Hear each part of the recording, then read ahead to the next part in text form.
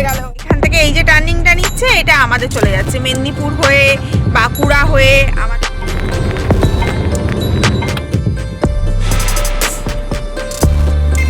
গাড়ি টেনেছে যে আর 4 ঘন্টার মধ্যে বাকি আমাদের গল্প।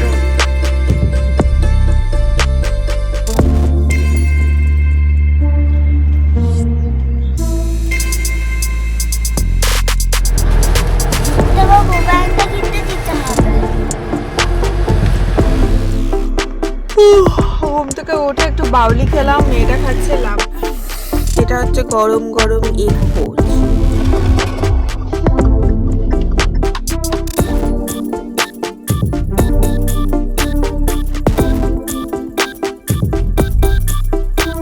With lots of energy, lots of happiness and lots of pictures, videos and also dirty clothes, we are coming our sweet home. Yes, this is a small homecoming vlog. This is Ivy. Welcome back to my channel. Isha Diaries এর নতুন পাতায় তোমাদের সকলকে warm welcome জানাই একদম Bhubaneswar two Durgapur জার্নিতে।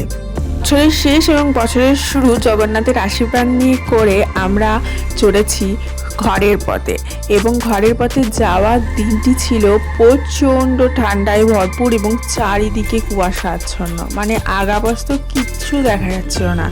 যখন আমরা আর্লি মর্নিং ভোর 4:30টার সময় গাড়ি স্টার্ট করি তখন তো চারিদিকটা এত কুয়াশা আচ্ছন্ন হয়ে গেছে যে গাড়ি নিয়ে বেরোতে পারবো কিনা সেটাই একটা চিন্তার ব্যাপার ছিল।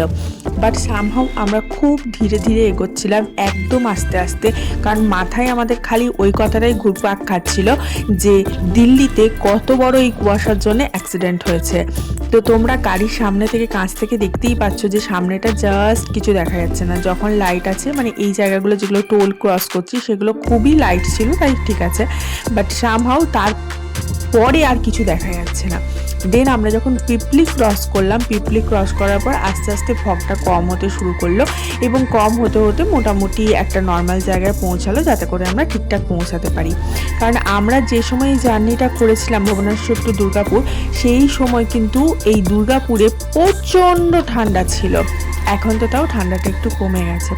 বিগত কয়েকদিন আগেই আমরা চলে এসেছি, কিন্তু কি হয়েছে, আসার পর একটার পর একটা ব্লগ আসছে, তার জন্য হোমকামিং ব্লগটা এক্স্যাক্টলি যে সময় আমরা এসেছিলাম সেই সময়টা কিন্তু তোমাদের কাছে পৌঁছাচ্ছে না, তার কিছুদিন পর পৌঁছাচ্ছে।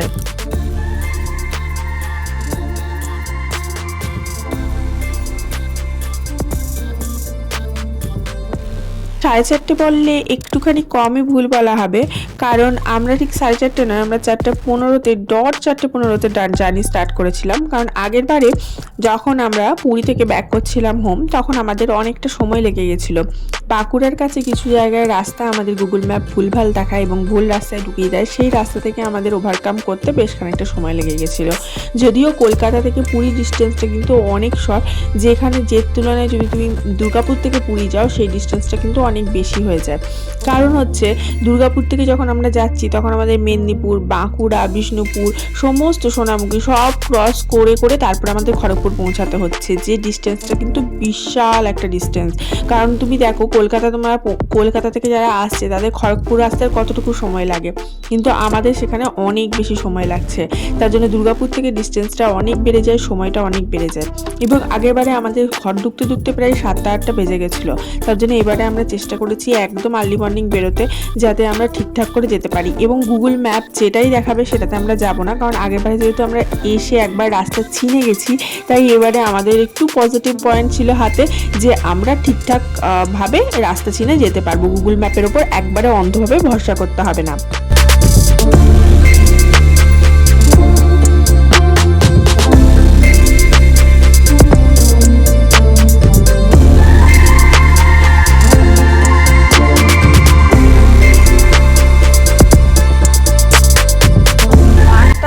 বাজছে এখন, আমরা উড়িষ্যার বর্ডার এখনো বোধহয় ক্রস করিনি।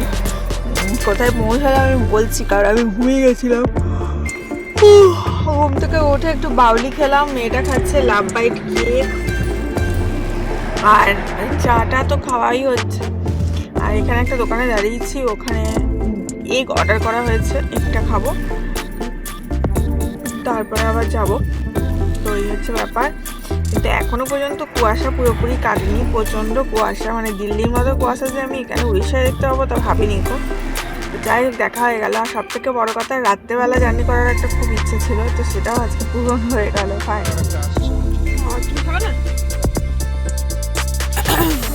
এটা হচ্ছে গরম গরম এগ পোচ করে দিল,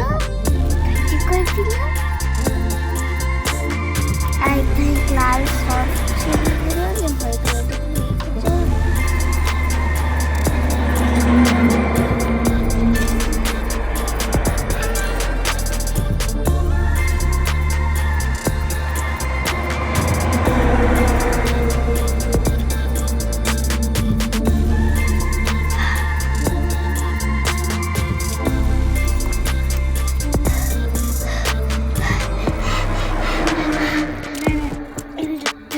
ঝাল।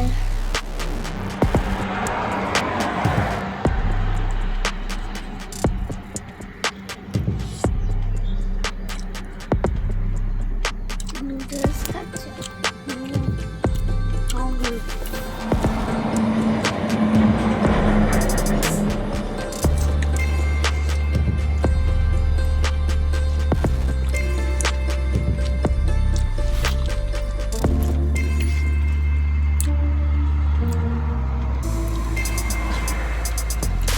আর্লি মর্নিং বেরোবার একটাই সুবিধা হচ্ছে রাস্তাঘাট খুব ফাঁকা থাকে এবং তুমি ভালোভাবে চালিয়ে আসতে পারো। তবে আমাদের ক্ষেত্রে একটাই প্রবলেম হয়েছিল, যেটা হচ্ছে খুব ফগ ছিল, তার জন্য প্রথম থেকে আমরা গাড়ি স্পিডে টানতে পারিনি। খুব গাড়িটা স্পিডে টানা তখন শুরু হলো যখন আমরা পিপলি টিপলি সব পেরিয়ে গেছি। তারপরে মানে বলতে পারো আমার একটা ইচ্ছে ছিল যে রাতের অন্ধকারে গাড়ি ড্রাইভ করে যাওয়ার একটা এক্সপিরিয়েন্স নেবো, কিন্তু ওটা আমরা ছোট বাচ্চা নিয়ে সাহস করতে উঠতে পারি না।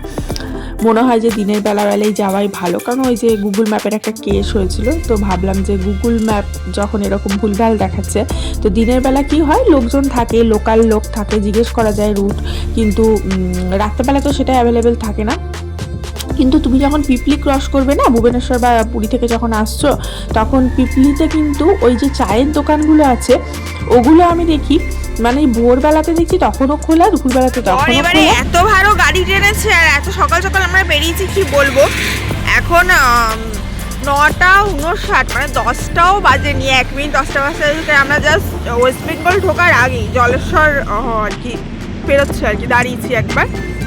তো সেই বলছি এত সুন্দর গাড়ি টেনেছে যে আর 4 ঘন্টার মধ্যে বাকি আমাদের ঘর পৌঁছাতে। মানে ঘড়িতে দেখাচ্ছে 2:21 আমরা পৌঁছে যাবো আর কি, গাড়ি দেখাচ্ছে। গাইস আমরা ওয়েস্ট বেঙ্গল ঢুকছি, এটা হচ্ছে বর্ডার ক্রস করলাম, উড়িষ্যার বর্ডার ক্রস করে জাস্ট ওয়েস্ট বেঙ্গলে এন্টার করছি। দেখো এই দেখো বর্ডার পেরিয়ে গেলাম আমরা, এই দেখো বর্ডার পেরিয়ে ওরে বাবা গো ঢুকে গেলাম, দেখেছো। ফাইনালি আমরা ওয়েস্ট বেঙ্গল ঢুকে গেলাম। আর ওয়েস্ট বেঙ্গলের রাস্তায় ঢুকা মানেই হচ্ছে তোমার হাত পা সব খুলে দেওয়া হলো, আর কোনো বেরি নেই। তুমি যত খুশি স্পিডে গাড়ি টানো, শুধু নিজের সেফটিটা বজায় রেখে।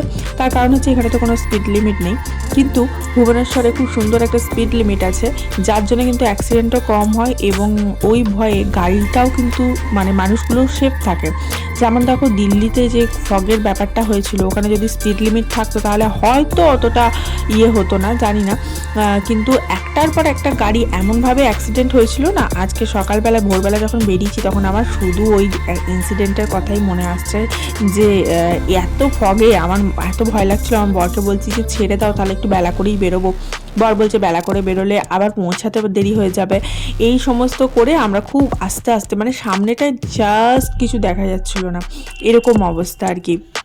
যাই হোক আমরা ব্রেকফাস্ট করবার জন্য কোথাও দাঁড়াই না, কারণ টাইমটা ওয়েস্ট হবে বলে। লাঞ্চ করবার জন্য দাঁড়াই, প্রপার লাঞ্চটা করি। তো ব্রেকফাস্টে আমরা কি করি, বাউলি, কেক, এই সমস্ত কিছু ক্যারি করি, সেগুলোই খেয়ে নিই। কিন্তু এইবারে এত ঠান্ডা করছে, মনে হচ্ছে কিছু গরম গরম খেলে ভালো হয়। চা কফি তো আর ভালো লাগছে না, বেশি চা কফি আমি খেতে পারি না, ভালো লাগে না আমার বর খুব পছন্দ করে। তো এক জায়গায় ওই পোচ পেলাম, তো পোচ খেলাম, ভাল লাগলো বেশ। এদিকে আর একটু গিয়েই টার্নিংটা, এই টার্নিংটা নিয়েই আমরা দুর্গাপুরের রাস্তায় ঢুকে যাব। এখন একটু কফি খাচ্ছি, আর এই 1 মিনিটের মতো রাস্তায় গিয়েই আমরা টার্নিং নেব। যেটা কলকাতার রাস্তা থেকে বিচ্ছিন্ন হয়ে গিয়ে বাঁকুড়ার দিকে চলে যাচ্ছে, বাঁকুড়া সোনামুখী বেলিয়াতোড় হয়ে দুর্গাপুর ঢুকছে। এই যে টার্নিংটা দেখছো, এই যে এতটা গিয়ে এই টার্নিংটা এইদিকে, এটা কলকাতা চলে গেল। এই দাঁড়াও, আমার লাগাই, বেলটা লাগাতে ভুলে গেছিলাম। তো এই যে দেখতে পাচ্ছ টার্নিংটা, এই যে এটা সোজা চলে যাচ্ছে কলকাতা, আর এখান থেকে এই যে টার্নিংটা নিচ্ছে এটা আমাদের চলে যাচ্ছে মেদিনীপুর হয়ে, বাঁকুড়া হয়ে আমাদের টার্নিং চলে যাচ্ছে। দেখো তোমাদেরকে দেখাচ্ছে অরিজিনালি টার্নিংটা কোথা থেকে নিতে হবে। এই দেখো, এটা হচ্ছে মেন টার্নিংটা, ঠিক আছে? এটা সোজা কলকাতা চলে গেল, আর এই যে টার্নিংটা চলে গেল, এই যে টার্নিংটা, এটা হচ্ছে আমাদের টার্নিং। এই দেখো, এটা দিয়ে আমরা চলে যাব দুর্গাপুর, মানে আমরা যাব বাঁকুড়া রুটটা ধরছি আর কি, মেদিনীপুর হয়ে বাঁকুড়া, বেলিয়াতোড়, এই সমস্ত সোনামুখী, এই সমস্ত পেরিয়ে আমরা ঢুকে যাব। আমার মেয়ের নতুন দল, ছাদ খুলবো এখন, ছাদ দেখো, ছাদটা খোল, ছাদটা খোল, খোল, বাস। এই দেখো আমাদের ছাদ খুলে গেল, ছাদ খুলে গেল। আমার ছাদ খোলা দেখে আমার মেয়ের কত আনন্দ, দেখো খোলা ছাদ। আমরা পুরোটা খুলিনি, ওপরে অনেক ধুলোবালি পড়েছে তো তাই পুরোটা খুলিনি, শুধু হালকা করে খুললাম। আর এই যে মুখটা টিপলে আওয়াজ হয়।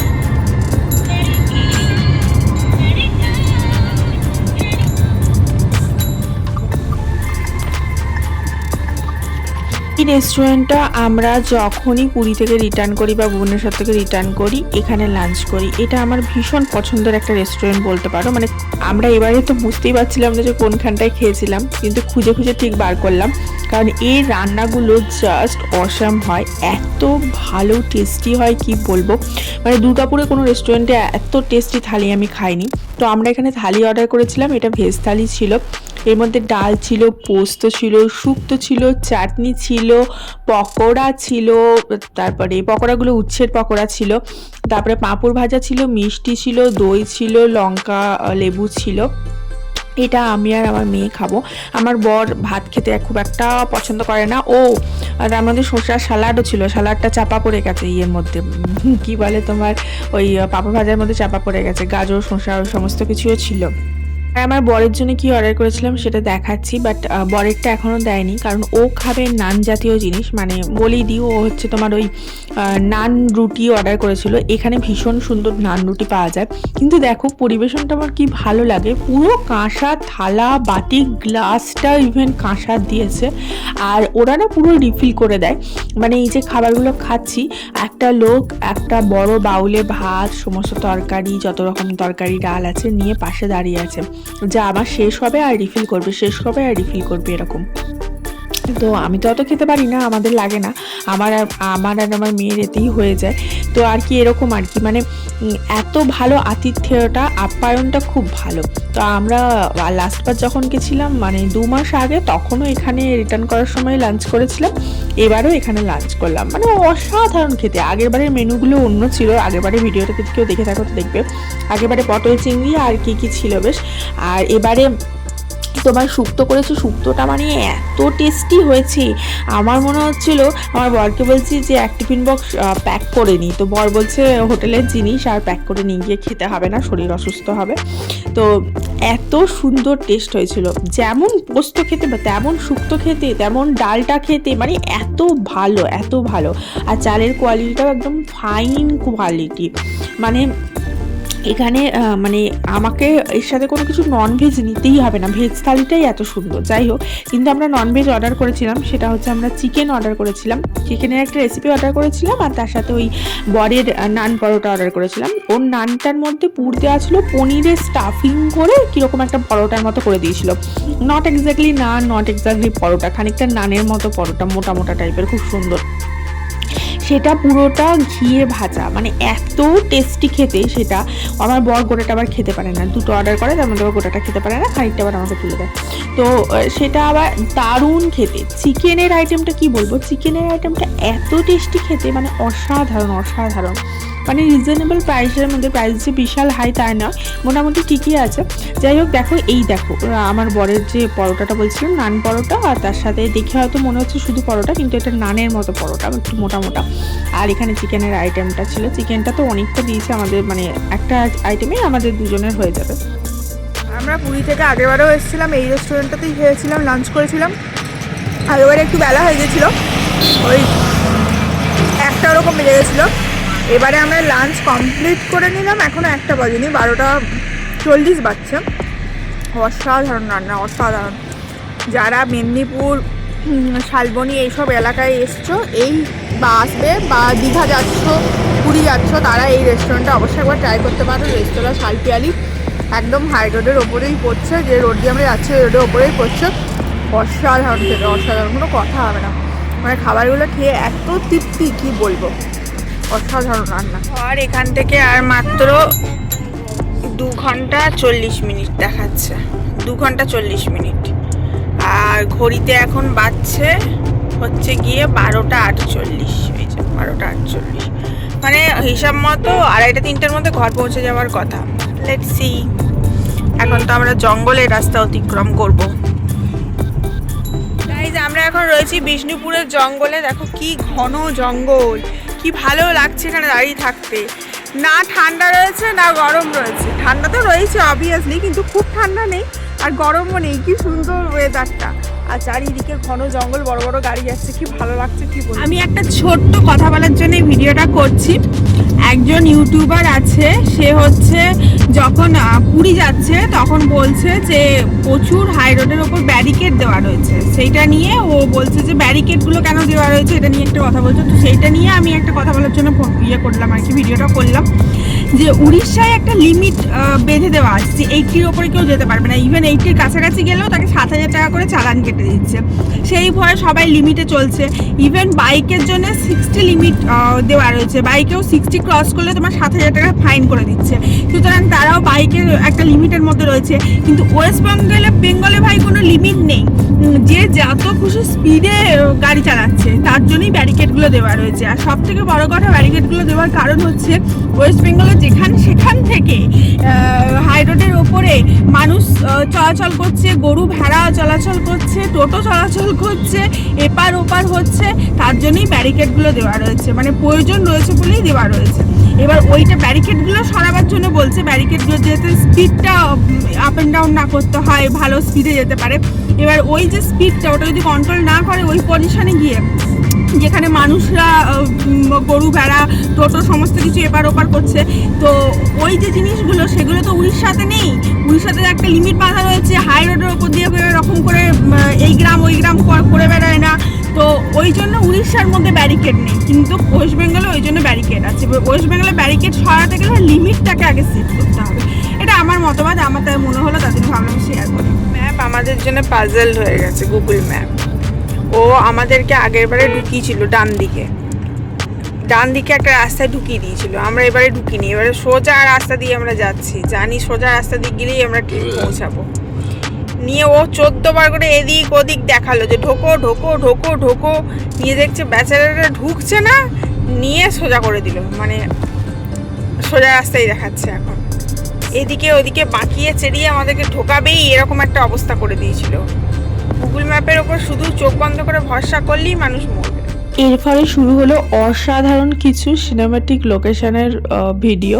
কারণ এই যে রুটগুলো দিয়ে আমরা যাচ্ছি, এগুলো হচ্ছে পুরোপুরি জঙ্গলের রুট। আর এই রুটগুলো দিয়ে যখনই গাড়ি যায় না, দেখতে জাস্ট অসাধারণ লাগে। দুদিকে গাছের সারি, মাঝখান দিয়ে লং রুট, অসাধারণ। এর ফিলিংসটাই আলাদা, অন্যরকম লাগে। এবং এই যে রোডগুলো দিয়ে যখনই যাই, এটা হচ্ছে তোমার বাঁকুড়া, বিষ্ণুপুর, এই সমস্ত সাইডের রোডগুলো, এগুলো দিয়ে যখনই যাই তখন মনে হয় যে মানে অন্য কোনো জায়গায় চলে এসেছি, মানে বিদেশের মতো জায়গায় চলে এসেছি। জাস্ট দেখো কি অসাধারণ। তাও আমি তো সব ক্লিপগুলো দিইনি গো, জাস্ট কয়েকটা তুলে তোমাদের সাথে শেয়ার করেছি।